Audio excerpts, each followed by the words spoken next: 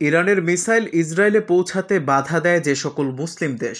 Iran এত missile হামলা চালালেও ইসরায়েলের ক্ষতি আনুপাতিক হারে খুবই কম।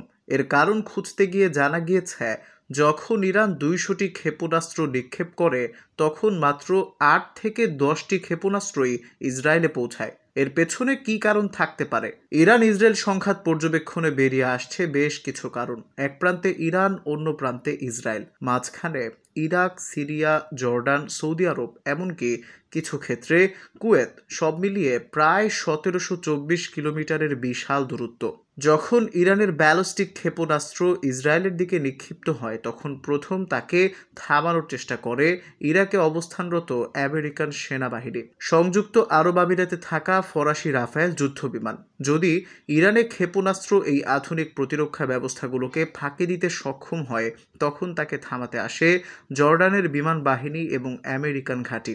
একই সাথে সাইপ্রাস থেকে উঠে আসা ব্রিটিশ রয়্যাল এয়ারফোর্সের টাইফুন ও F-35 যুদ্ধবিমান।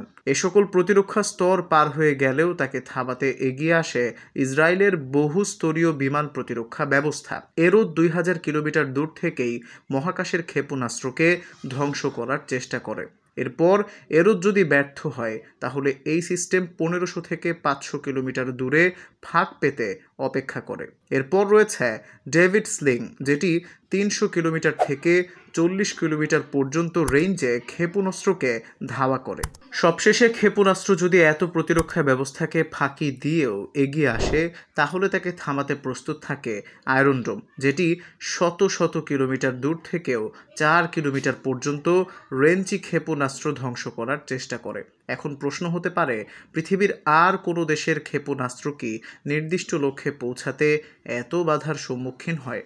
মনে রাখতে হবে, ইরানে এই ব্যালিস্টিক ক্ষেপণাস্ত্রগুলো তারা নিজেরাই তৈরি করেছে, কিন্তু এগুলোকে প্রতিহত করতে যেসব প্রতিরক্ষা ব্যবস্থা কাজ করে সেগুলো বিভিন্ন উন্নত বিশ্বের দেশগুলোর সর্বোচ্চ প্রযুক্তির ফসল।